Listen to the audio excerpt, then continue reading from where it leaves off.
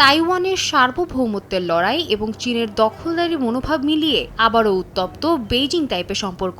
তাইওয়ানের প্রতি সতর্ক বার্তা হিসেবে অঞ্চলটির উপকূলে রুশ মেরিন শিপের কাছে গিয়ে চীন সেনা, নৌবাহিনী এবং রকেট বাহিনীর যৌথ মহড়া শুরু হয়েছে। এরই ধারাবাহিকতায় মঙ্গলবার তাইওয়ান উপকূলে 10টি যুদ্ধজাহাজ পাঠায় বেইজিং। তাদের দাবি, তাইওয়ানের স্বাধীনতার বিরুদ্ধে কঠোর হুঁশিয়ারি হিসেবে এই পদক্ষেপ। চীনের সামরিক মহড়ার মধ্যে তাইওয়ান কর্তৃপক্ষ প্রতিরক্ষা ব্যবস্থা প্রস্তুত রেখেছে এবং যুদ্ধজাহাজ পাঠিয়ে চীনা নৌবাহিনীর আগমনকে প্রতিরোধ করছে। চীনের শানদং এয়ারক্রাফট ক্যারিয়ার গ্রুপকে দক্ষিণ পূর্ব তাইওয়ান উপকূলে দেখা গেছে, যার প্রতিক্রিয়া হিসেবে তাইওয়ান বিমান ও জাহাজ পাঠিয়েছে এবং মিসাইল সিস্টেমও সক্রিয় করা হয়েছে।